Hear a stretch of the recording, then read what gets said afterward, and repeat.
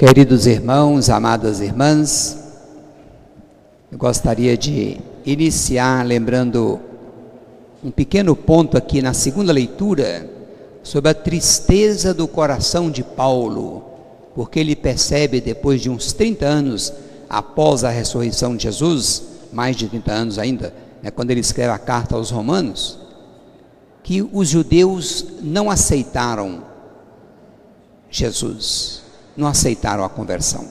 Então, a partir desse pequenino trecho, eu gostaria de ir ao encontro da tristeza de Paulo e rezar hoje, 2000 anos depois, pela conversão dos judeus, como também pela conversão dos muçulmanos, que têm uma ideia de Deus ainda assim, muito veterotestamentária, violenta, tipo essa ideia que nós queremos abandonar, que é a ideia que estava na cabeça do profeta Elias.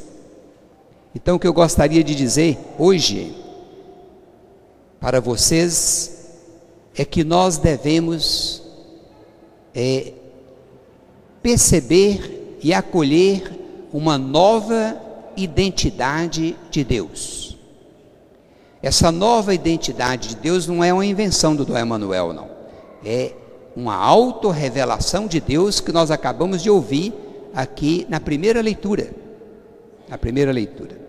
É interessante que a primeira leitura começa assim: naqueles dias, e aí a gente pensa, bom, naqueles dias, esses dias atrás aí, só que naqueles dias que nós estamos lendo hoje, são 2.900 anos antes de hoje, que é o século IX antes de Cristo, no tempo do rei Omri, que é pai do rei Acabe, que é o personagem, um protagonista do livro dos reis, junto com o profeta Elias.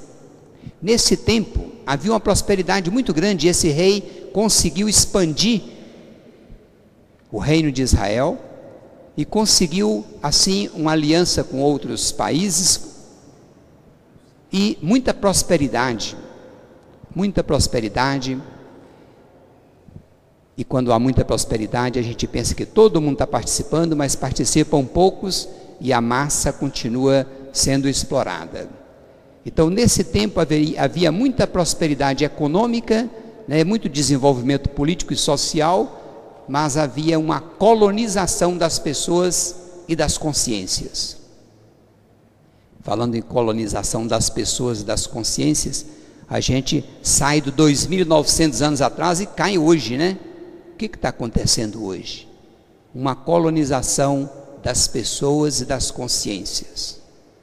Quando ele fala colonização, a gente joga o pensamento da gente para os Estados Unidos logo de cara, não sei, automaticamente, Mas esses dias eu estava no encontro dos bispos, no Rio de Janeiro, aí um senhor que estava dirigindo, anunciou assim: agora nós vamos fazer um coffee break e depois nós vamos continuar. Eu falei, que coisa horrorosa, coffee break por quê? Eu vou fazer um cafezinho, coffee break, vamos enfiando termos americanos na nossa cabeça. Hoje chega numa loja aí, olha o título da loja, você não sabe o que é, você tem que entrar para ver o que a loja está vendendo. Isso é colonização das nossas consciências, manipulação nossa. No tempo de Elias havia inclusive manipulação de Deus. Deus sobretudo diante do falso Deus Baal, que é o Deus da tempestade, o Deus dos relâmpagos, Deus da chuva, da fertilidade da terra. E Elias vai defender o verdadeiro Deus, o javismo, o Deus Javé. E para defender o verdadeiro Deus, ele desafia e mata 400 profetas do Deus Baal. E depois disso, a esposa do rei Acabe, a rainha Jezabel, quer matar o profeta foge. E aí que nós temos esse episódio bonito, Ele foge para uma gruta, e essa gruta é lá no Monte Horebe, onde também Moisés esteve. E aí Deus fala para ele: sai, Elias, que eu vou passar. E aqui que vem a ideia de Deus. Primeiro acontece o quê? Um vendaval violento, derretendo as montanhas, destruindo os rochedos, e o texto diz assim: Deus não estava no vendaval.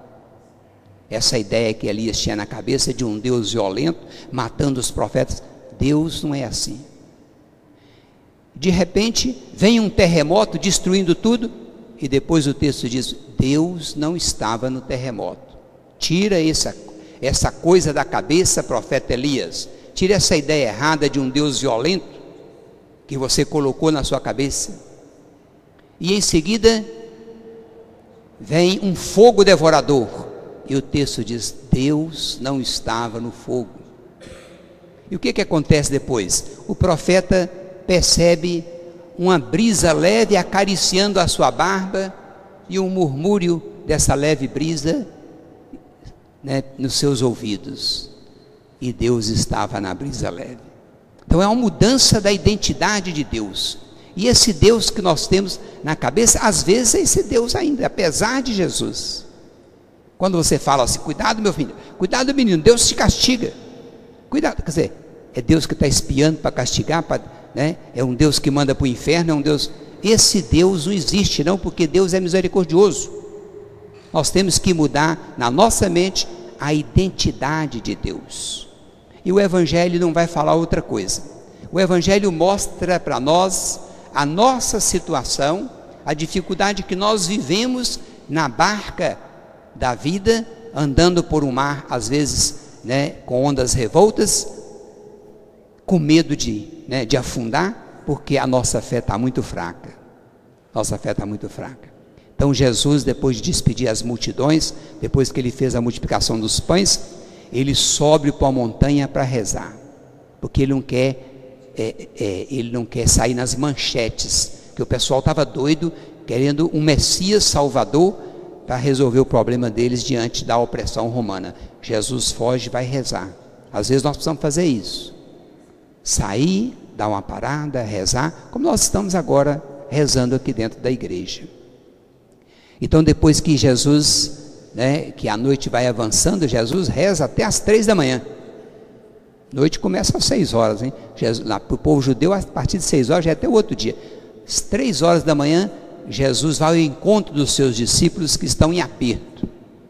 O que o evangelista quer ensinar para nós? Na comunidade de Mateus havia muita falta de fé. Por qualquer coisa que a gente passava, qualquer tempestade na nossa vida, qualquer dificuldade, a gente já estava duvidando de Deus.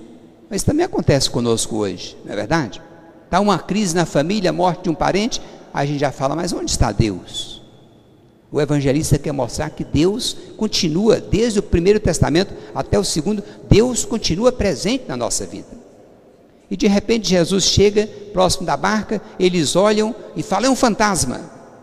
Quer dizer, ainda tem na nossa cabeça uma ideia fantasmagórica de Deus. Não é um Deus pessoal, que caminha conosco, que está presente na nossa vida. Aí eles se assustam, e Jesus fala, não tenham medo, sou eu mesmo, coragem. Aí Pedro é sempre Pedro, né? Pedro fala, Jesus. Pedro representa aí toda a nossa comunidade, a comunidade daquele tempo e a nossa também. Se, quer dizer, começa com a dúvida, né? Se é dúvida. Se és tu, mande que eu vá ao teu encontro. E Jesus falou, vem. Aí Pedro, tranquilamente, animado, desceu da barca e começou a caminhar sobre as águas. Só quem caminha sobre as águas, para o povo judeu, dos judeus, é Deus. Isso está lá no Primeiro Testamento.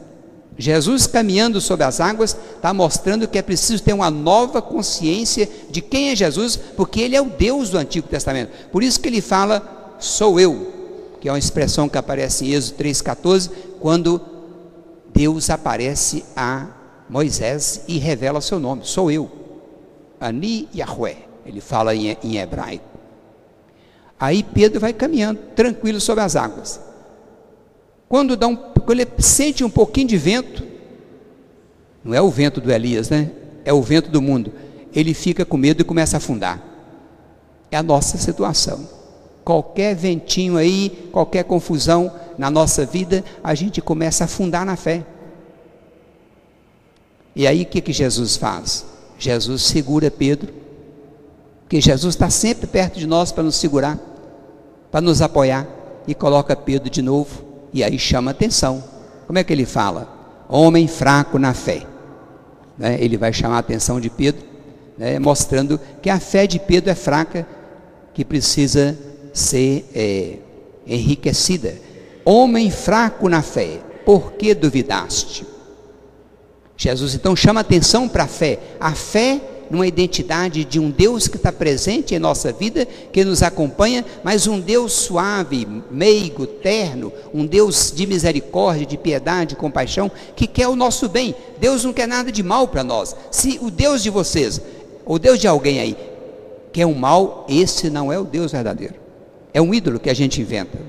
Então Jesus mostra para nós quem é Ele, e o povo, ou seja, os discípulos que estavam na barca, que simbolizam a nossa vida, a nossa presença, simbolizam todos nós, eles reconhecem verdadeiramente: tu és o Filho de Deus. Aí há um reconhecimento de que Jesus é Deus, como o Pai é Deus. Então, agora, para nós reconhecermos que Jesus é Deus, o que nós precisamos? Eu vou apontar só dois fatos do Evangelho. Primeiro, o retirar-se para rezar. Retirar-se de onde? Retirar do mundo turbulento. Vamos para uma gruta como Elias, vamos para o nosso quarto, vamos pegar a nossa Bíblia, vamos rezar um pouquinho, e nós vamos descobrir a verdadeira face de Deus. A oração é indispensável para a gente viver o Deus em quem nós acreditamos. E a segunda coisa que o Evangelho fala, que talvez tenha passado despercebido, Jesus estende a mão para Pedro. Vamos estender a mão para aqueles que têm necessidade, para aqueles que estão com dúvida, para aqueles que carecem de alguma coisa, ou carecem de uma fé verdadeira, ou que estão envolvidos com problemas do mundo. Vamos estender a mão. Então, a oração e estender a mão, para nós retomarmos na vida prática nossa, na vivência de cada dia, a identidade verdadeira de Deus. Deus, o Deus de Elias, esse Deus suave como a brisa, esse é o Deus de Jesus, e Jesus é Deus como Ele. Então nós acreditamos, e o que nós celebramos hoje é exatamente essa morte e ressurreição de Jesus para a vida de todos nós.